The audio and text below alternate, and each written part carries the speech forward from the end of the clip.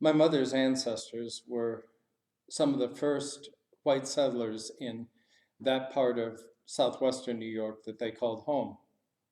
They soon became lumber barons, owning sawmills, railroads, and a lucrative business of floating logs down to Pittsburgh on the Allegheny. All that went belly up at the turn of the century for a wide variety of reasons, some of which will remain family secrets, I'm sure. But that story never died. It was told over and over and over again from generation to generation. But it wasn't just a story of the past, it became a story of the present.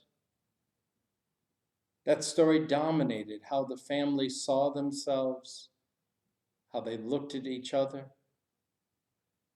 how they behaved as family, and their expectations of what the future could bring. Each generation was burdened by that story and the expectation that perhaps this would be the generation when someone in the family would restore the fortunes of the Pattersons by the waters of the Allegheny. It never happened. And the story will soon come to a close. What a stark contrast to what I experienced last year when I was reunited with my biological mother. As we sat and began to share our stories, we realized that we both had very painful past stories, and that each of us were a major part of that pain for one another. And so my mom decided that we would just start over. The past was the past, and it was gone. And we would now live from that moment on. Not ignoring what had gone before, but no longer letting it dominate our lives. I believe it has been not only freeing, but life-giving for both my mom and I as we have lived out this new life. Many times I've thought about the disciples leaving everything behind to follow Jesus. And Jesus' comments about having to lose one's life if one is to find it. And Martin Luther, who talked about each new day as an opportunity to die to the old and to live into the new. We are given an opportunity to live new lives if we can but let go of the old. As I drive around town these last few weeks, I've noticed on trash day huge piles of trash in front of people's homes. It is obvious that they have been letting go of much of their stuff, letting go of the old. What if we could also use this time not only to get rid of our old stuff,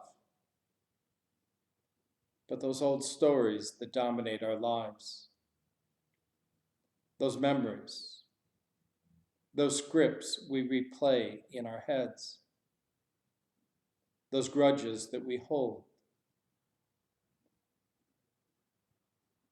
that shame, that grief, and the pain. What if we could take advantage of a new day and to let go and live? To let go into Jesus' arms and to be lifted up into new life as we follow him boldly in to whatever this new day will bring. Will you come and follow me if I but call your name? Will you go where you don't know and never be the same? Will you let my love be shown? Will you let my name be known? Will you let my life be grown in you and you in me? Will you leave yourself behind if I but call your name? Will you care for cruel and kind and never be the same? Will you risk the hostile stare? Should your life attract or scare? Will you let me answer prayer in you and you in me? Will you love the you hide if I but call your name? Will you quell the fear inside and never be the same? Will you use the faith you found to reshape the world around?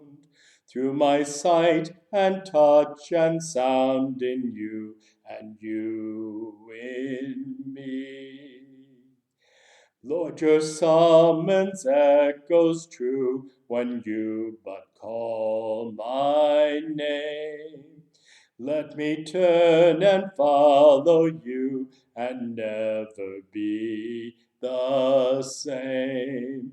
In your company I'll go, where your love and footsteps show.